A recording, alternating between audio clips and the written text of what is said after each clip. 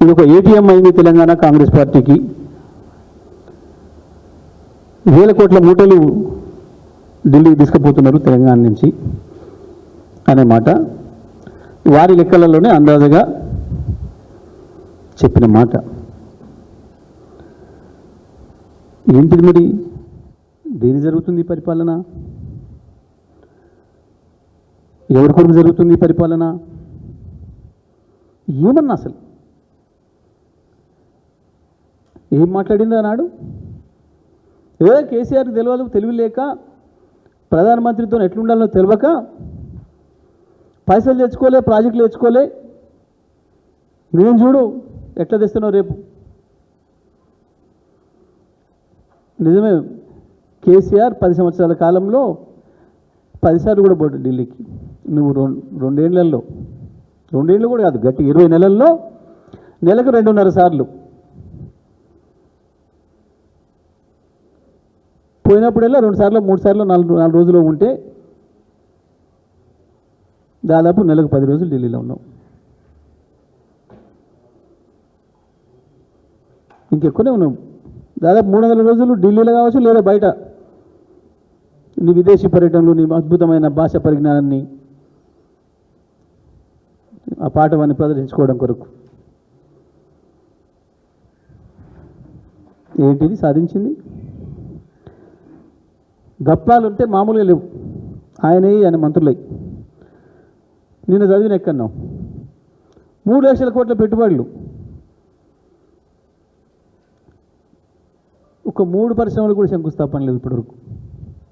ఒక 3 కొత్త ఉద్యోగాలు తెచ్చింది లేదు, ప్రైవేట్ ఉద్యోగాలు. ఇచ్చిన హామీలు నెరవేర్చింది లేదు. కనీసం కేసీఆర్ చేసిచ్చిపోయిన వాటిని కొత్తగా అభివృద్ధి చేయకపోయినావు. ఇచ్చిన పద్ధతుల్లో 24 గంటల కరెంటు కావచ్చు, ఇంటికి మంచినీళ్ళు కావచ్చు, ప్రతి ఎకరాకి ఇచ్చిన సాగునీళ్ళు కావచ్చు, కనీసం గవి కూడా పాత పద్ధతిని కొనసాగిస్తూ కనీసం ఇవ్వలేకపోతున్నావు. ఇవాళ మళ్ళీ కాలిపోతున్న మోటార్లు, పేలిపోతున్న ట్రాన్స్ఫార్మర్లు, రైతులు మళ్ళీ సబ్స్టేషన్ల ముందుకి ధర్నాలకు పోవాల్సిన పరిస్థితి. విత్తనాలు, నకిలీ విత్తనాలతోని అనేక మంది రైతాంగం నెత్తినూరు కొట్టుకుంటున్నారు. ఎరువులు మళ్ళీ పాత పరిస్థితి, మళ్ళీ చెప్పులు లైన్లో, రైతులు లైన్లో. మంత్రుల స్టేట్మెంట్ చూస్తే ఆశ్చర్యంగా ఉంది. ఎక్కడా కొరత లేదు ఒక మంత్రి, కానీ అక్కడనే 200 మంది లైన్లో నిలబడి, పోలీసులు నిలబడి, మరి కొరత లేని కాడ లైన్ ఎందుకుంది, పోలీసు ఎందుకున్నారు? నిస్సిగ్గుగా కళ్ళ ముందర కనబడుతున్న దాన్ని కూడా మాయ చేస్తాం మేము అన్న పద్ధతుల్లో.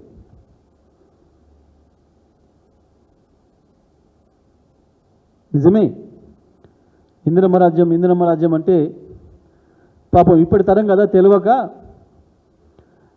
ఇది కేసీఆర్ రాజ్యం కాకుండా ఇందిరమ్మ రాజ్యం అంటే ఇంకేందో గొప్పగా ఉంటుంది అనుకొని ఓట్లేసారు పొరపాట్ల. ఇప్పుడు అర్థమవుతుంది ఇందిరమ్మ రాజ్యం అంటే ఇదా. అచ్చం అదే జరుగుతుంది. ఎమర్జెన్సీలో పెట్టిన పద్ధతుల్లో కేసులు, జైళ్ళు, లీడర్లకు, ప్రతిపక్ష నాయకులకి, సోషల్ మీడియా వాళ్ళకి.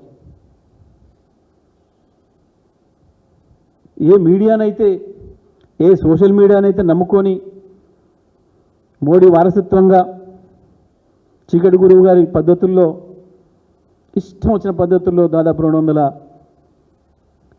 యూట్యూబ్ ఛానళ్ళను పెట్టి నడిపి మా ప్రభుత్వం పైన ఆనాడు దుష్ప్రచారం చేసి వచ్చిండో, ఇవాళ మీడియాను చూస్తే భయం అవుతుంది, మీడియాలో చూస్తే చెంప మీద కొట్టబుద్ధి అవుతుందట. ఎంత ప్రేమ చూడండి. దురదృష్టం, సరే ఎందుకో ఫైటింగ్ స్పిరిట్ పోయింది, మాట్లాడడానికి యూనియన్లు కూడా ఎందుకు వెనక ముందు ఆడుతున్నాయి, కానీ అది వేరే విషయం. అది జర్నలిస్టుల ఇష్టం, నాకు సంబంధం లేదు. కానీ మా వంతు మేమైతే ఖండిస్తున్నాం దాన్ని. మీడియా పట్ల ఆయన మాట్లాడిన విధానం అవి చూస్తే తను ఏమేమి మాట్లాడిండో ఏమేమి చూసిండో ఎవరెవరికి ఏం చెప్పిండో ఇప్పుడు వాళ్ళని చూసి భయపడుతున్నాడు. వాళ్ళ ఇష్టమైన ప్రాంతం ఏది నీకంటే అశోక్ నగర్ అనేది. ఆయనే కాదు వాళ్ళ నాయకుని కూడా తీసుకొచ్చి అశోక్ నగర్లో ఛాయ్ కూడా తాపించిండు పాపం. ఇప్పుడు అశోక్ నగర్ అంటే మధ్యరాత్రి కూడా లేచి కూర్చుంటున్నాడు, వణుకుడు పుడుతున్నది. రైతాంగం, రైతన్నలారా పోండి, అర్జెంటుగా పోయి లోన్ తెచ్చుకోరి, 2 లక్షలు నేను మాఫీ చేస్తా. ఇవాళ కట్టి వచ్చిన కూడా మళ్ళీ పోండి, సాయంత్రం నేను మాఫీ చేస్తా. అన్న నేనే ఆపిన, కేసీఆర్ ఇచ్చే రైతు బంధు 10,000 కదా, వారం ఆగుని 15 ఇస్తే, అందుకే ఆపిన నేనే. కానీ వాళ్ళ రైతులను చూస్తే భయం అవుతుంది. అక్క మీరు అన్నం పెడతారు, నాకు వేయండి ఓటు, నాకు అధికారం వేయండి, 2500 నెల నాడు నీ ఇంటికి పంపిస్తా. ఇప్పుడు అక్కల్ని చూస్తే భయం అవుతుంది. ఆఖరికి విద్యార్థులు చరిత్రలో ఎవ్వరు కూడా వీళ్ళ జోలికి పోలే పాపం. వీళ్ళని కూడా ఇట్లా మోసం చేయొచ్చని అనుకోలేవు గతంలో ఏ పార్టీ కూడా, మొత్తం వరల్డ్ పొలిటికల్ హిస్టరీలో మొట్టమొదటిసారి వీరే కనిపెట్టిండ్రు. తమ్మి నీకు 5 లక్షల కార్డు, నీ ఇష్టం ఏదంటే అది వాడుకోవచ్చు. చెల్లె నువ్వు బడి పోలేదు, కాలేజీ పోవాలి కదా, స్కూటీ నీకెందుకు, నేనే స్కూటీ ఇస్తాను, మా అక్క వచ్చి ఇస్తుంది, మా ప్రియాంకక్క. ఇప్పుడు అమ్మాయిలు చూస్తే భయం అవుతుంది. అయ్యాల కాలేజీ పిల్లలు తమ్ముళ్ళలాగా కనపడరు, ఇవాళ పోరాణలాగా కనబడతాను.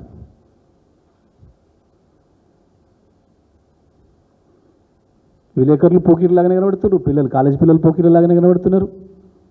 ఆఖరికి రైతాంగం కూడా అట్లే కనబడుతున్నారు. అంతే మరి ఇంకేముంటుంది. 50 సార్లు ఢిల్లీ పోయి సగం రోజులు పైగా బయట గడిపే ముఖ్యమంత్రికి ఇంతకు మించి ఏమొస్తుంది? మూర్ఖత్వానికి పరాకాష్ట అయిన ఈ ముఖ్యమంత్రి నోటికొచ్చిన బూతులు మాట్లాడాడు.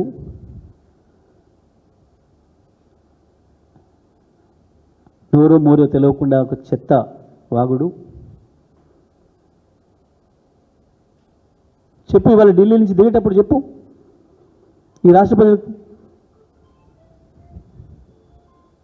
బహుశా నేను రికార్డు సృష్టించిన పాపం మొన్న ఇట్స్ ఫర్ మీ ఉత్తరం చూడు, నాకే మెచ్చుకుంటూ రాసింది అని చెప్పిన ఉత్తరం ఏదైతుందో, అమ్మ సోనియమ్మ నేను మీటింగ్ రావట్లేను అని రాస్తే, ఇది కూడా నాది రికార్డ్.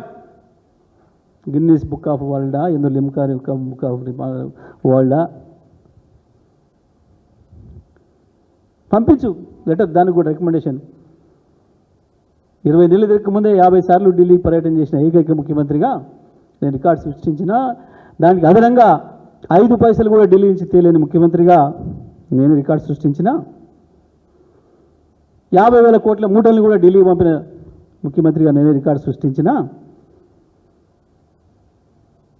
ఉత్తరాలు రాయి వాళ్ళకు ఆ రికార్డులకు ఎక్కేయటానికి.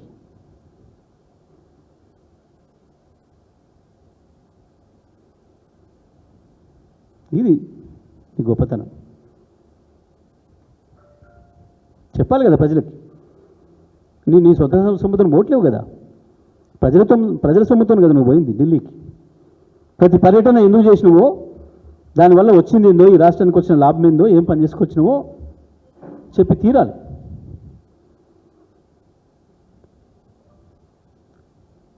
పోయినసారిలో ప్రజల సొమ్ము ఖర్చు పెట్టడం కొరకు ఈ మంత్రిని కలిసినా ఆ మంత్రిని కలిసినా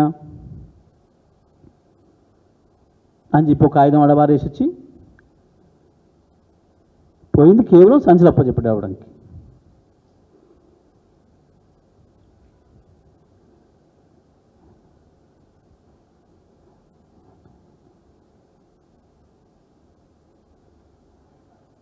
నిన్న ఇవాళ ఒకరిద్దరు మీడియా మిత్రులు కూడా చూస్తూ ఉన్నా. అఫ్కోర్స్ స్లాటర్ హౌస్ అనుకోండి, ఒరిజినల్ మీడియా మిత్రులం గారు, ఒక యాంకర్ చాలా రెచ్చిపోయి ఈయనతో 2 మంత్రులు కూర్చురట, దానికి ఏదో కమిషన్ రిపోర్ట్ మీద ఏదేదో మాట్లాడుతున్నారట. ఈయన పరకాయ ప్రవేశం చేసి దాంట్లో చాలా మాట్లాడుతున్నాడు. ఎవరు చెప్పిండి నాకు? లోపల మాట్లాడుతున్నది కేవలం ఢిల్లీ పోతున్నా, నీ వాటా ఎంత ఇస్తావు, నీ వాటా ఎంత ఇస్తావు, కమిషన్లు మీరు ఇంత దొబ్బినరు, ఇంత వాటా ఇవ్వాలి, నేను ఒక్కరిని ఎట్లా ఇవ్వాలి అని చెప్పి మాట్లాడుకున్న వీళ్ళు ముగ్గురు నిన్నగా. ఎవడు చెప్పిండి యాంకర్కి? మాట్లాడేటప్పుడు జాగ్రత్త మాట్లాడాలి. నువ్వు వాళ్ళకి డబ్బా కొట్టుకో, మాకు అభ్యంతరం లేదు, కానీ మా గురించి మాట్లాడేటప్పుడు సోయితో నుండి మాట్లాడాలి. ఎవరి గురించి మాట్లాడుతున్నారు? ఒక మాజీ ముఖ్యమంత్రి గురించి, ఈ రాష్ట్రాన్ని తెచ్చిన ముఖ్యమంత్రి గురించి, మంత్రివర్గం గురించి మాట్లాడేటప్పుడు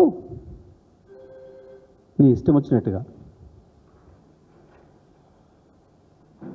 100% నిన్న ముగ్గురు కోసం ముచ్చట పెట్టుకుంది. ఏం చేయాలి? నెలకు 2,500 కోట్లంటే నేను చేస్తున్నా ఒక్కరిని, మీరు తింటలేరా, మరి మీ మాటల సంగతి ఏంది, తిండి అని చెప్పి మాట్లాడుకొని తీసుకొని పోయిండు. జరిగింది అది. ఈయన లోపడంగా పోయి చూసి వచ్చినట్టు, కిటికీల నుంచో వెంటిలేటర్ నుంచో దీనికి విన్నట్టు, వింటే రాసుకున్నావు. కానీ బీఆర్ఎస్ గురించి, గత ప్రభుత్వం గురించి మాట్లాడేటప్పుడు, రాసేటప్పుడు జాగ్రత్తగా ఉండాలి. రాయి, చెప్పు. మునగాడే యాంకరు కదా, లోపలి నుంచి చూసి వచ్చినావు కదా, 50 పర్యటనలలో సాధించింది ఏంది, రాష్ట్రానికి పీకి పెట్టింది అని చెప్పు.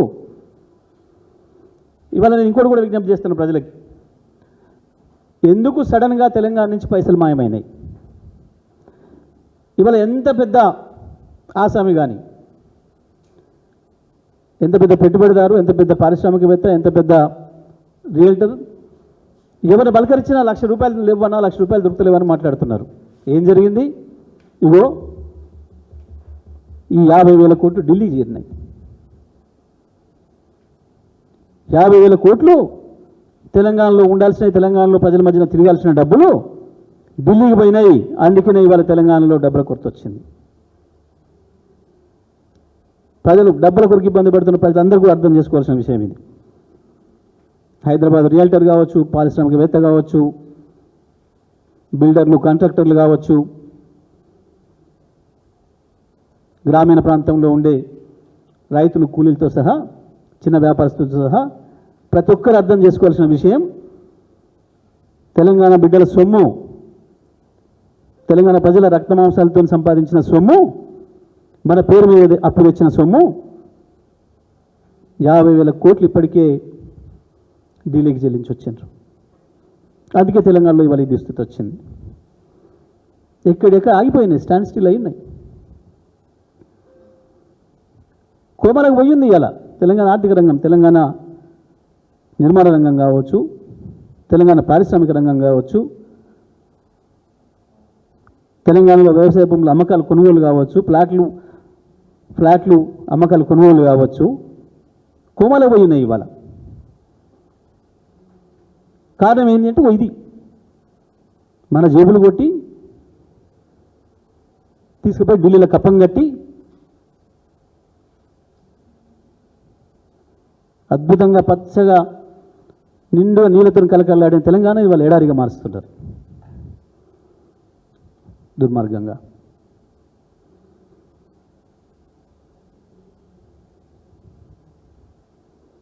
ముఖ్యమంత్రి, నీకు అభినందనలు, నీ 50వ పర్యటన విజయవంతంగా ముగించుకొని వస్తున్నందుకు.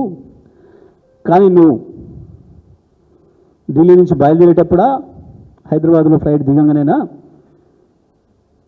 నీ చిట్చాట్లు గిట్చాట్లే కాదు, నేరుగా రిపోర్టర్లను పిలుచుకొని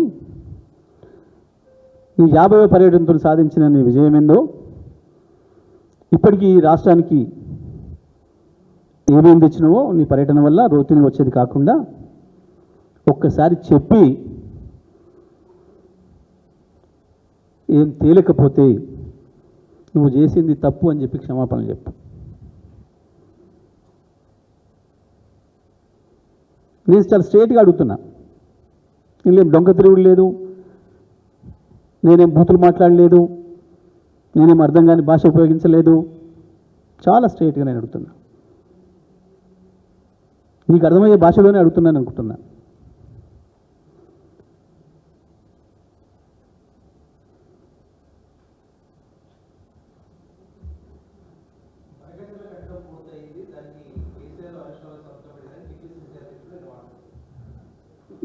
నాకు అది చూసిన కానించి చాలా పెద్ద జ్ఞాని కంటే మించిన ఒక బ్రహ్మజ్ఞాని కనబడుతున్నాడు ఆయనలో. వాళ్ళ ముఖ్యమంత్రి ఒక జ్ఞాని అనుకుంటే శ్రీ శ్రీ శ్రీ శ్రీ త్రిదండి మహేష్ కుమార్ స్వామిలాగా కనబడుతున్నాడు నాకు ఆయన. ఎంత గొప్ప జ్ఞానం, ఎంత గొప్ప పరిజ్ఞానం. ఒకవైపు ఏమో వాళ్ళ ముఖ్యమంత్రి, వాళ్ళ నీళ్ళ శాఖ మంత్రి ఏమో మేము తట్టెడు మట్టి దమనీయం, మేము అనుమతులు రానియం అని చెప్పడమే కాదు, బనకచెర్ల ఇష్యూ ఉంటే నేను ఢిల్లీకే పోను అని చెప్పి చాలా స్పష్టంగా రాసి పంపిండు ఆయన సీఎం ఆఫీస్ నుంచి. పాపం ఈ స్వామివారేమో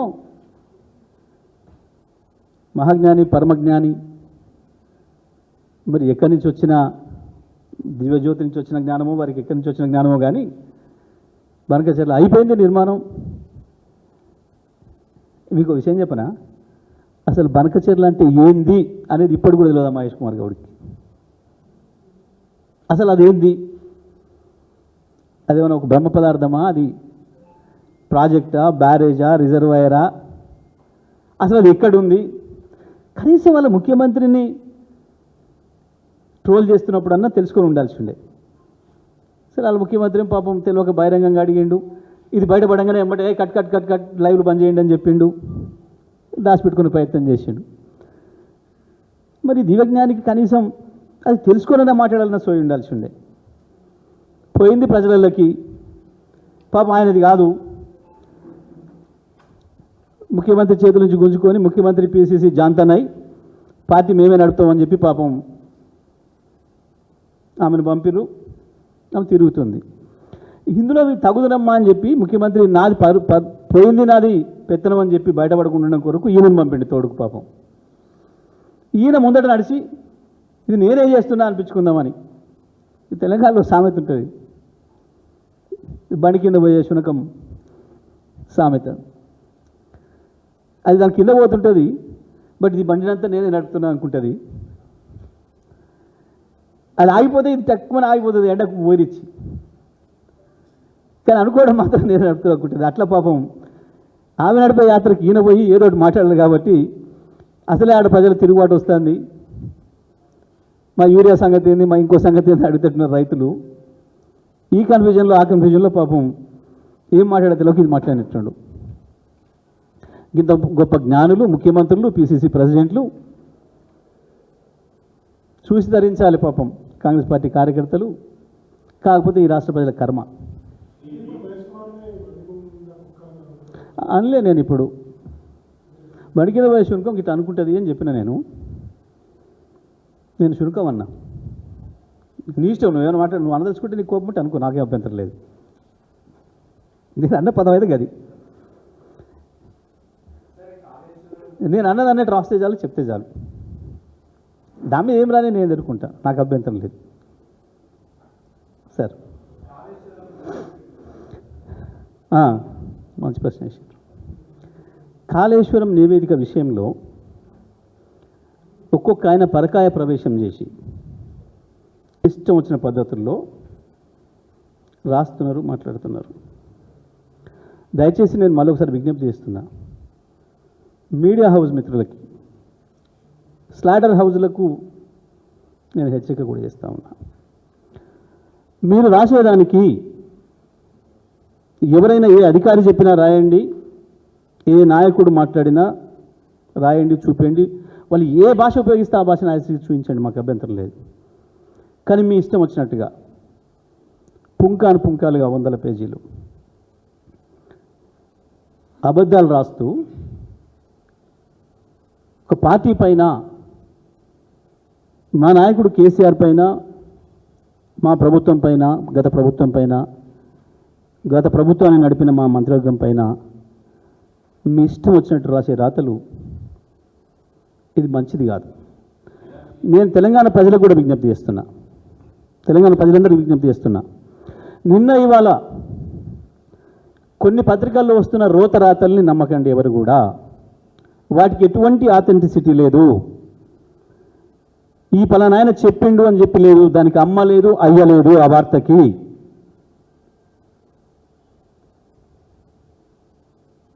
అదే సామెత ఉంటుంది, అంగట్లో అయ్యా అంటే ఏదో అన్నట్టు. ఆ తర్వాత తప్పించుకోవడానికి ఎవరు చెప్తే రాస్తున్నారు, ఎవరు చెప్తే వండి వారుస్తున్నారు? సీఎంఓ కరపత్రికలా? చెప్పేటోడు ఏమైనా చెప్పని, రాసేటోళ్ళకి ఉండాలి కదా విజ్ఞత. ఏం మాట్లాడారు? కాళేశ్వరం ఎలక్ట్రిసిటీ కమిషన్ నివేదిక ఇచ్చినప్పుడు ఏం మాట్లాడారు, ఏం రాసిండ్రు? ఇష్టం వచ్చినట్టుగా. ఆ రిపోర్టులో ఒక అక్షరం ఏదైనా ఉంటే ఆగుదరా ఇన్ని రోజులు?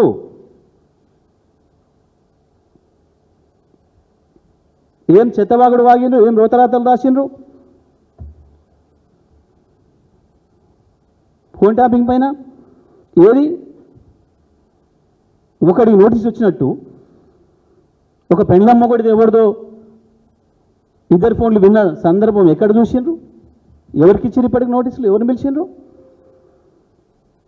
ఆనాడు ఉండే పిసిసి ప్రెసిడెంట్కి నోటీస్ లేదు,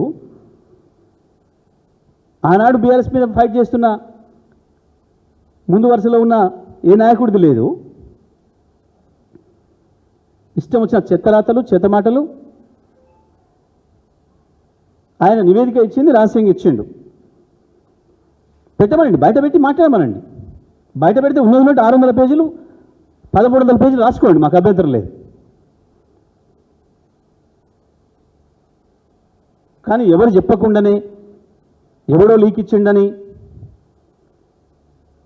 రాయి, పలానోడు సీఎం ఆఫీస్లో పలానోడు చెప్తే పలానోడు పేరు రాయి. నివేదికలలో ఏమీ ఉండదు అని తెలిసి ఈ లోపల ఎంత వీలైతే అంత బదనాం చేద్దాం, క్యారెక్టర్ అసాసినేట్ చేద్దాం, ఒక అబద్ధాన్ని 100 సార్లు 1000 సార్లు చెప్పి రాయించి నిజమైన ప్రజలు నమ్మేటట్టు చేద్దాం అన్న ఒక దుర్మార్గమైన కుట్రతోని ప్రభుత్వం చేసే ప్రక్రియలో భాగస్వాములు అవుతున్నారు కొద్దిమంది. ఇది మంచి విధానం కాదు.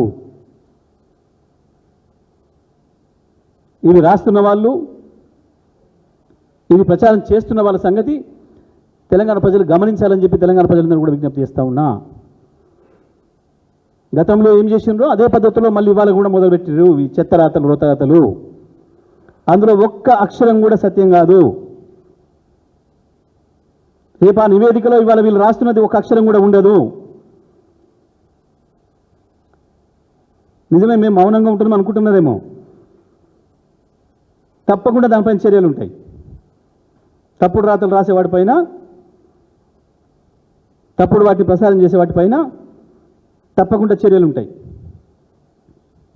నేను ఇంతకుముందే మాట్లాడుతూ చెప్పిన ఒక యాంకర్ గురించి చూసిన నేను, అబ్బాబ్బాబ్బా ఆయన శివం ఊగిపోతున్నాడు చాలా ఆశ్చర్యంగా. తెలుసుకుంటున్నా, ఆయన వ్యక్తిగత వివరాలు కూడా తీసుకుంటున్నా. ఎవరు చెప్పిండ్రు, ఎందుకు అంతగానో శివం ఊగుతున్నాడు, దేనికి వస్తుంది, ఏ అహంకారంతో, ఏ ధైర్యంతో, ఎవరి గురించి మాట్లాడుతున్నాడు? కేసీఆర్ గురించి మాట్లాడుతున్నాడు, గత మంత్రివర్గం గురించి మాట్లాడుతున్నాడు.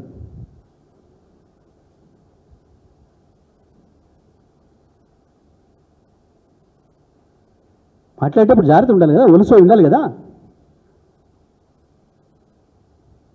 లీక్ అవుతుందా? అట్లా సీల్డ్ కవర్లో వచ్చింది లీక్ అవుతుందా? ఇప్పటివరకు ఎవడు ఓపెన్ చేసిన సందర్భమే లేదు కదా.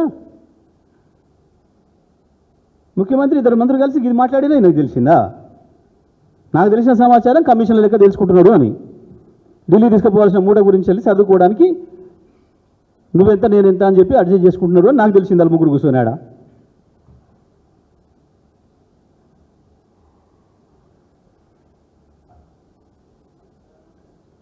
కాళేశ్వరం కమిషన్ విషయంలో ఇవాళ మీడియాలో వస్తున్నాయి, ఏ మీడియాలో కావచ్చు, ఏ స్లాటర్ హౌసెస్లో వస్తున్నాయి కావచ్చు, ప్రతి అక్షరం కూడా అబద్ధం. దానికి ఒక్కదానికి కూడా ఆధారం లేదు. ఆయన ఇచ్చిన నివేదికను ఇప్పటివరకు కూడా సీల్ తీసి చదివినవాడు లేడు. ఎవరో అధికారులు కమిటీ చేసినామని చెప్తున్నారు. రానివ్వండి, కమిటీ నివేదిక రానివ్వండి, చర్చ పెట్టనివ్వండి, రాసుకోండి, మీ ఇష్టం. వాళ్ళ ఉన్నది రాసుకోండి. లేదా ఎవడైనా ఆరోపణ చేస్తే మా మీద రాయండి, చెప్పండి.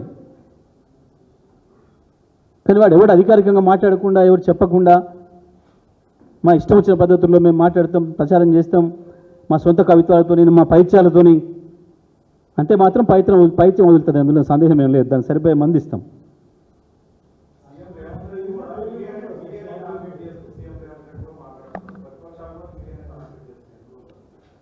నేను మీడియా అనలేదే, నేను స్లాటర్ హౌస్ల గురించే మాట్లాడుతున్నా. Not all media. నిష్పక్షపాతంగా ఉండేదాన్ని మీడియా అంటాం, అందులో సందేహం లేదు, దాన్ని గౌరవిస్తాం.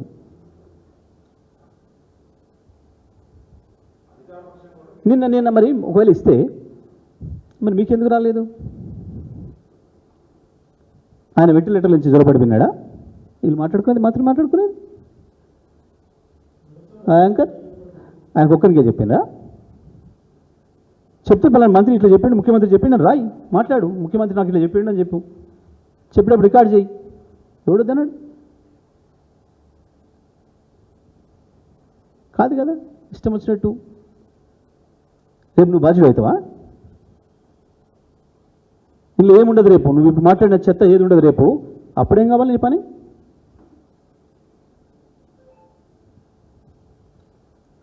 ఎందుకు అంత పరిచయం? ఎందుకు? ఎవడో చెప్తే వాడు అన్నారు రాదు, నువ్వు మైకి పెడితే పోయి ముందర చెప్పు, నువ్వు స్టార్టింగ్ ఎందుకు పోయి మైకి పెడితే చెప్పు అన్నారు రాదు. అప్పుడు వాడు బడ్జెట్ అయితే కదా మాట్లాడినాడు.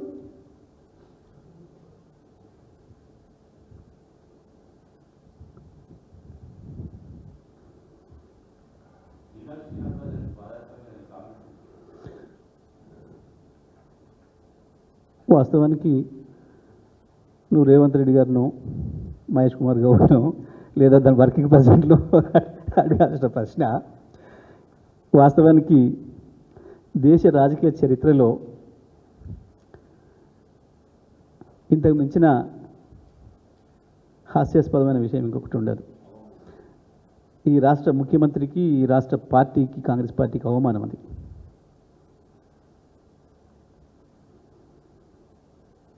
ఈ రాష్ట్ర ముఖ్యమంత్రికి, ఈ రాష్ట్ర కాంగ్రెస్ పార్టీకి అవమానం అది వాస్తవానికి.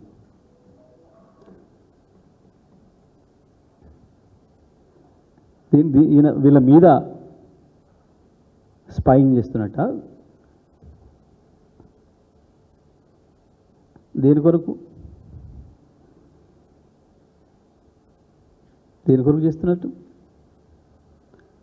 నిజంగా కూడా ఈ ముఖ్యమంత్రి కాబట్టి ఉన్నాడు, కానీ ఆత్మగౌరవం ఉన్న ఏ ముఖ్యమంత్రి కూడా ఒక నిమిషం కూడా ఉండకపోతుండే, రాజీనామా చేసిపోతుండే. గతంలో ఉన్న నాయకులు ఎవరైనా సరే, వాళ్ళు ఏ ప్రాంతం వాళ్ళైనా.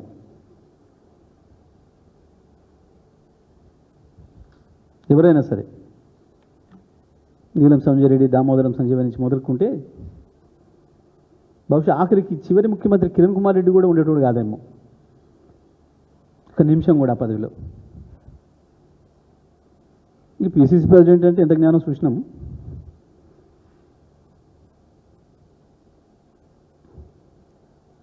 కమన్ అడుగు. అదే అంటున్నా, ఈ రాష్ట్రంలో ఎవరు లేరు అనే కదా. ఈ రాష్ట్రంలో ప్రభుత్వ పథకాలు ప్రజలు తీసుకుపోయే సమర్థుడు ఎవరు లేరు కదా. వాస్తవానికి ప్రభుత్వ పథకాలని ప్రజలకు ప్రత్యేకంగా మళ్ళీ నూనె తీసుకుపోయేది ఉంటుంది. అవి ఇప్పుడు వీరికి ఒక పథకం వస్తే వీరు పొగుడుతాడు, వారికి ఒక పథకం వస్తే వారు పొగుడుతారు, నీకు పథకం వస్తే నువ్వు పొగుడుతావు, గుర్తుపెట్టుకుంటావు, ఆశీర్వదిస్తావు. మీరు ప్రత్యేకంగా ప్రచారం చేసేది ప్రజలకి ప్రభుత్వం ఇచ్చే పథకాలు అర్థం కాక తీసుకోవట్లేదు ఆడనే పడి ఉంటున్నాయా? ఏం ప్రచారం అన్నట్టే కదా. ఈ రాష్ట్ర ముఖ్యమంత్రి, మంత్రివర్గము, పిసిసి కార్యవర్గము ఎవరితో నేను కావట్లేదు కాబట్టి మేమే చేసుకుంటాము అని వచ్చినట్టు కదా. అదే చెప్తుంది నేను. అందుకని ఆత్మగౌరవం ఎవడు కూడా నిలబడి ఇంకాడుస్తాడు ఆడ. యాదాద్రి అద్భుతమైన ప్రాజెక్టు, బ్రహ్మాండంగా తెలంగాణకు వెలుగునిచ్చిన ప్రాజెక్టు, ఇస్తున్న ప్రాజెక్టు. రేపటికి మన నల్గొండ జిల్లా, ఉమ్మడి నల్గొండ జిల్లాను అద్భుతంగా ఆర్థికంగా అభివృద్ధి చేసే ప్రాజెక్టు, వేలాది మందికి ఉద్యోగాలు ఇచ్చే ప్రాజెక్టు, మా స్థానికులకి. మా నల్గొండ వెనుకబడ్డ సమైక్యాంధ్రలో ద్రోహానికి గురైన మా వెనుకబడిన నల్గొండ జిల్లాకు, వెనుకబడేయబడ్డ నల్గొండ జిల్లాకు ఆర్థికంగా అద్భుతమైన చేయూతనిచ్చే ప్రాజెక్ట్ మా యాదాద్రి.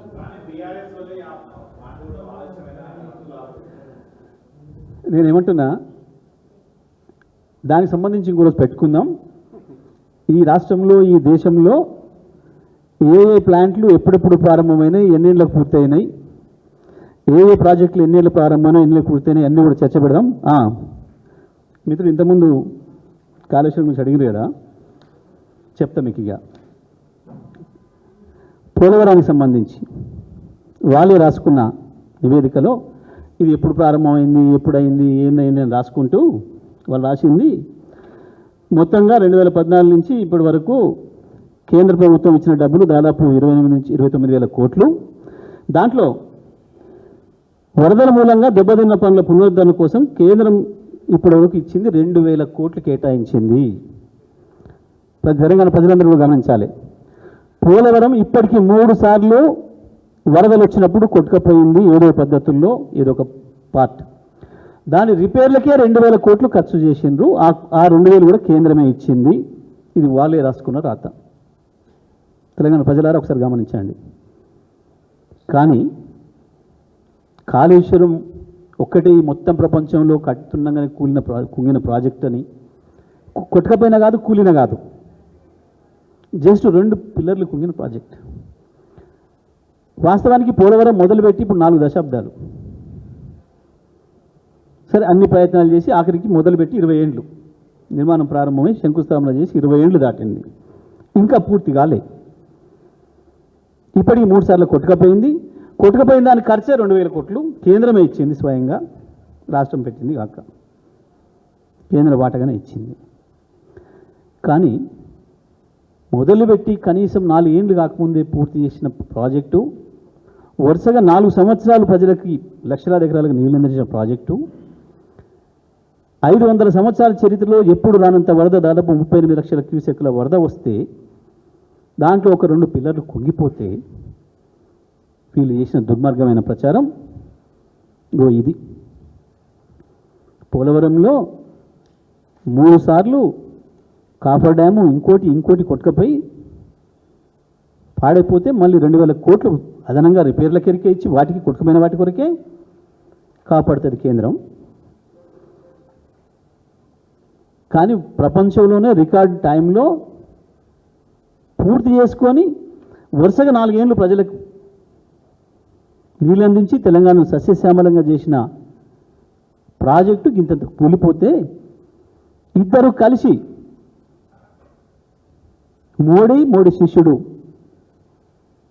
ఇక్కడ రేవంత్, మధ్యలో వీళ్ళిద్దరికి వారధి చంద్రబాబు అండ్ గ్యాంగ్ కలిసి చేస్తున్న ప్రచారం, దానికి ఒక కమిషను, దాని చక్కదనం, ఇది పెడతాం తెలంగాణ ప్రజల ముందట. ఎవడి దోషం నిలబెడతాం. చూడాలి తెలంగాణ ప్రజలు కూడా. పోలవరం చాలా షానిగా రాసుకురు. వరదల మూలంగా జరిగిన దెబ్బతిన్న పనులకు 2,000 కోట్ల రూపాయలు కేంద్రం ఇచ్చింది.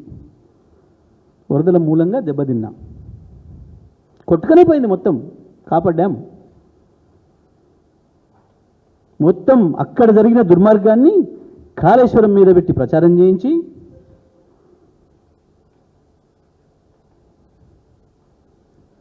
ఈ రకంగా తీద్దాం. మొత్తం తెలంగాణ వచ్చిన తర్వాత మేము ప్రారంభించిన ప్రాజెక్టులు, అవి ఏ ప్రాజెక్టులైనా కావచ్చు, ఇరిగేషనా, ఎలక్ట్రిసిటీనా, లేదా రోడ్ల, వంతెనల, హైదరాబాద్లో ఏంది మొన్న ఒకటి స్కైవే అని ఒకటి వేసింది శంకుస్థాపన 2024 ఫిబ్రవరి. ఇప్పుడు తీసకుంత అట్నే ఉంది. దాని తర్వాత పూడిపోతుంది. ఘనత వహించిన ముఖ్యమంత్రి 2 లక్షల కోట్లు అప్పు తెచ్చి 3 లక్షల కోట్లు తెలంగాణ ప్రజల సొమ్మును ఖర్చు పెట్టి చేసిన గొప్ప పని. అట్నే ఉంది ఇప్పటికీ తీసిన గుంత. ఇది ఇవాళ మీరు మాట్లాడుతున్నాం. దయచేసి నేను మీడియా మిత్రులకు కూడా విజ్ఞప్తి చేస్తున్నా, మీరు కూడా తెలంగాణ బిడ్డలు. బహుశా కాళేశ్వరం వల్ల ఉపయోగపడ్డది కూడా చాలామంది ఉంటారు ఇందులో. ఎందుకంటే దాదాపు 6 జిల్లాలలో 5 లక్షల 50 లక్షల ఎకరాలకి దాదాపు ప్రత్యక్షంగా పరోక్షంగా సేవలు అందించిన ప్రాజెక్టు. దాని కొరకు కేసీఆర్ పడ్డ తపన నిజమే. వాడు కూడా మాట్లాడతాడు, అన్ని వేళ్ళు కేసీఆర్ వైపే. ఎస్, అన్ని మేమే. కాళేశ్వరం ప్రాజెక్టును కట్టింది మేమే, తెలంగాణ ప్రజలకి అప్పచెప్పింది మేమే, అద్భుతంగా 4 ఏళ్ళు నీళ్ళిచ్చి భారతదేశంలోనే తెలంగాణ నెంబర్ 1 రాష్ట్రంగా తీర్చిదిద్దింది మేమే. ఆహార ఉత్పత్తుల్లో అందులో సందేహం ఏమి లేదు. మేము మీలాగా పార్పేటలం కాదు. జరిగింది ఏందో కూడా ప్రజలకు ఇంచు వివరిస్తాం, ఊరూరికి వివరిస్తాం. మీరు మీ స్లాటర్ హౌజులు, మీ చీకటి బాసులు అందరూ కలిసి చేస్తున్న దుర్మార్గాన్ని ఎండగడతాం తప్పకుండా. ఏ నివేదికలైనా, ఏ కమిషన్లైనా కేసీఆర్ మల్లె పువ్వులాగా ఉన్నాడు, వజ్రంలాగా మళ్ళీ అట్లే వస్తాడు, మరింత మెరుపుతోనే వస్తాడు ఈ నివేదికల తర్వాత సంగతిని చూపిస్తాం. తెలంగాణ ప్రజలు కూడా ఎవరు కూడా గందరగోళ పడొద్దు. కొన్ని స్లాటర్ హౌజులు చేసే దుర్మార్గమైన ప్రచారానికి ఎవరు కూడా కన్ఫ్యూజ్ కావద్దు అని చెప్పి నేను విజ్ఞప్తి చేస్తాను.